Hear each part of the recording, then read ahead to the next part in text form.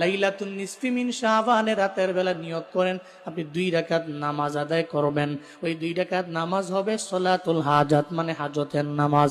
আপনি নিয়ত কইরা, নফলের নিয়ত কইরা দাঁড়ায়া যাবেন নামাজের মধ্যে। ওই নামাজে সূরা ফাতিহার পরে অনেকগুলো মত আপনি পড়বেন। কুল ইয়া আইয়ুহাল কাফিরুন প্রথম রাকাতের মধ্যে সূরা ফাতিহার পরে, এরপরে দ্বিতীয় রাকাতের মধ্যে সূরা ফাতিহার পরে সূরা ইখলাস পড়বেন।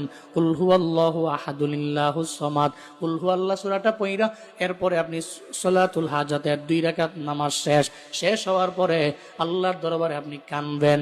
আবার ওই নামাজের সিজদার মধ্যে যাইয়া, বাংলায় পারেন, আরবিতে পারেন, ফার্সি পারেন, উর্দু পারেন, যাই পারেন, আল্লাহর দরবারে বলবেন, ও আল্লাহ, আমি অভাব অনটনে পড়ে রইলাম, তুমি দূর করে দাও।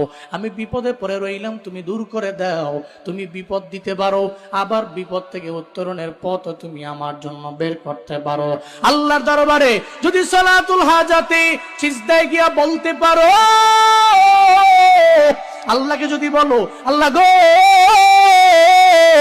আমি জানি তুমি জানো আমার অভাব আছে, আমি ঋণ যুক্ত হয়ে গেছি, ঋণ মুক্ত হবার চাই। তুমি জানো আমার অ্যাবিলিটি নেই, আমার সামর্থ্য নাই রে আমার মাওলা। তুমি যদি সিজদায় গিয়ে সালাতুল হাজাতের সিজদায় গিয়ে যদি রবের দরবারে বলতে পারো, আবার ওই রাতটাও যদি হয় শাবানের মধ্য রজনী, আমার কাছে মনে হয় সালাম ফিরাইয়া তুমি আল্লাহর দরবারে কান্নাকাটি করে বলবা, আল্লাহ পাক রব্বুল আলামিন, আপনার আমার যত অভাব অনটন আছে আমার আল্লাহ দূর করে দিতে পারে। কারণ সবার খাজানার মধ্যে কমতি আছে, একজনের খাজানায় কমতি নাই।